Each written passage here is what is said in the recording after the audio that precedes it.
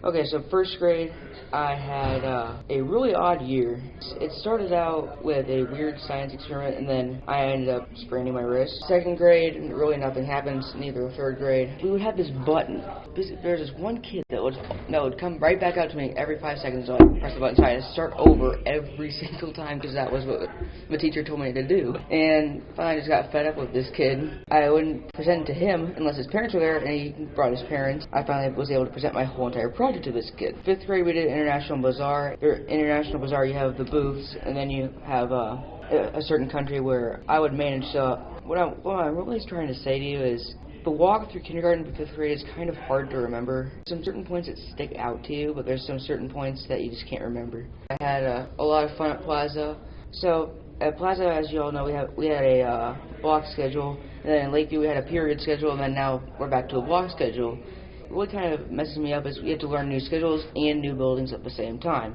So I don't do it all block or all period. It was just kind of confusing for me to navigate, one, a new building, and two, new time schedules. Seventh grade Phoenix team, I had a teacher. She and I had a pretty good relationship, but with each other, I would get my work done, and then she would help me in the mornings because math wasn't really my thing in 6th and 7th grade. It got so bad in 6th grade that my math teacher had to send me home with a 75-page packet to do over the summer, and it was not fun. And so now, I did not struggle with math in 8th grade. I had Mr. Corzine. I got a B+ out of his class. I still have a tutor, but it's not been a struggle for me. It's been kind of an off and on thing. Like, some chapters are hard, some chapters are easy. I've had to come a long way math-wise. So my 6th and 7th grade and 8th grade year was my improvement in math. First couple weeks were kind of tough for me because, again, like, learning a new building was kind of hard for me. Like, the way the school was organized was kind of hard as well. Like the E100s, A100s, it was in the opposite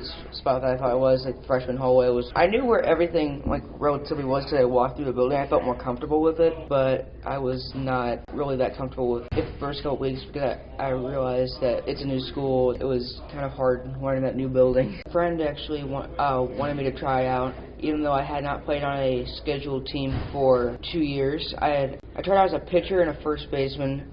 My first pitching appearance was in a scrimmage.